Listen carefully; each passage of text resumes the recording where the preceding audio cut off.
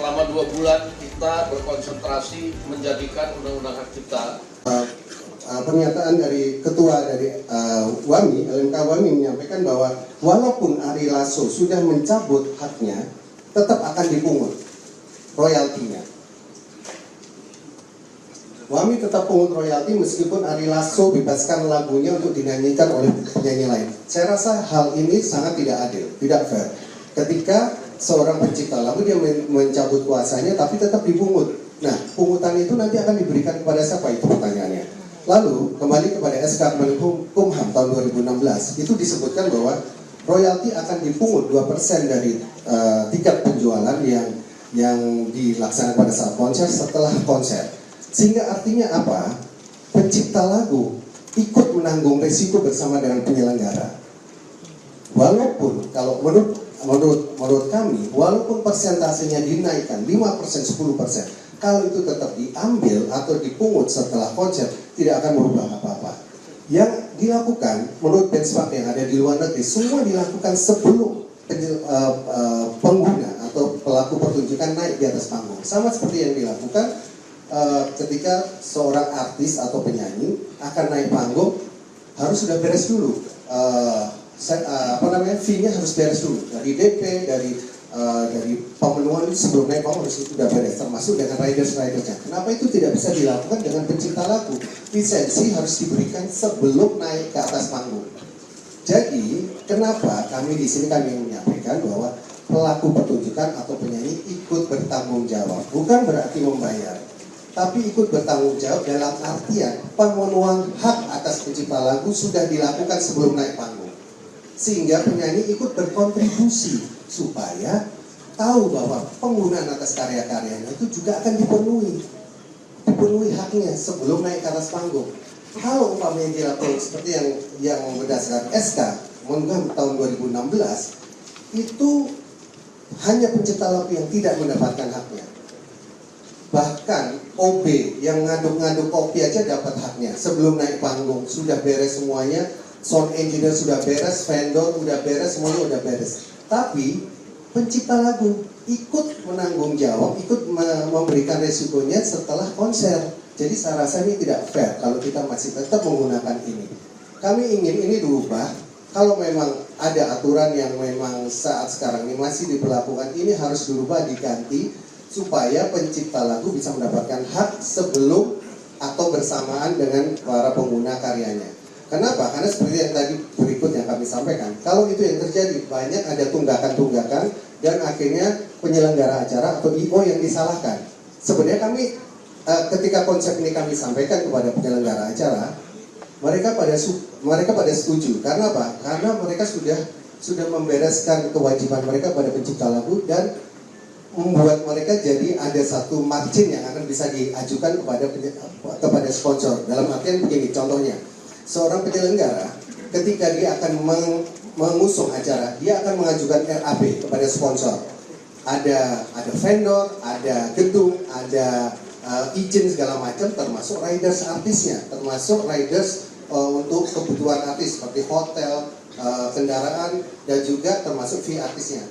Kalau itu ditambahkan dengan lisensi sebelum acara, itu akan memudahkan buat penyelenggara. Penyelenggara merasa bahwa itu akan menambah margin buat mereka. Kami suka mas, kalau ide seperti ini bisa dijalankan. Kenapa kami ditentang ketika kami menyampaikan ini? Kami ingin supaya semua bisa mendapatkan ini, para pencipta mendapatkan haknya dan jelas, dan tidak menggunakan blanket license. Kenapa?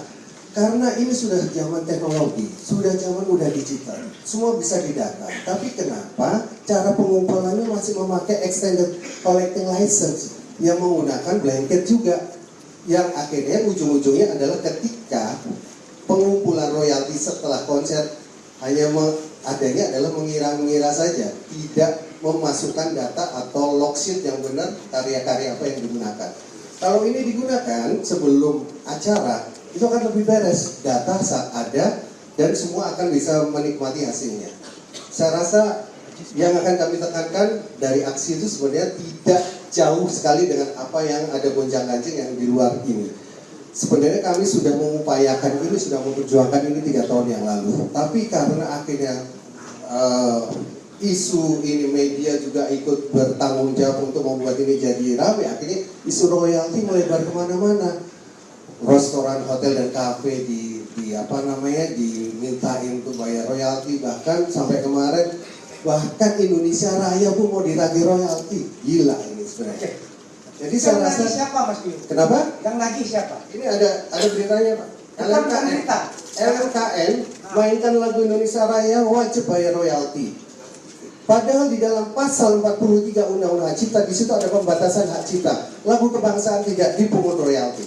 Oke, makasih Mas Bio. Cukup ya.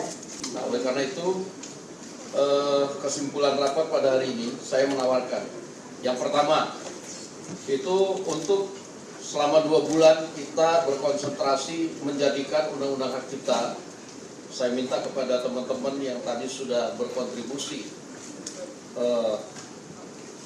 untuk memberikan saran, pendapat, aspirasi untuk sama-sama masuk dalam tim rumus. Saya ada ngobrol-ngobrol dengan beberapa teman tempo hari bagaimana nanti pencipta, pemegang hak cipta itu hanya punya misalnya satu organisasi, kemudian saling urus urusan pencipta dan pemegang hak cipta. Bagaimana kemudian misalnya penyanyi, pemain band itu artis punya satu organisasi aja, kemudian sama-sama ngurus. Bagaimana sih itu loh, jangan sampai kayak sekarang ini terlalu banyak yang lembaga mungut-mungut, bingung jadinya. Nah jadi tapi itu baru ide, tapi itu akan dirumuskan nanti ke dalam tim rumus yang akan segera dibentuk.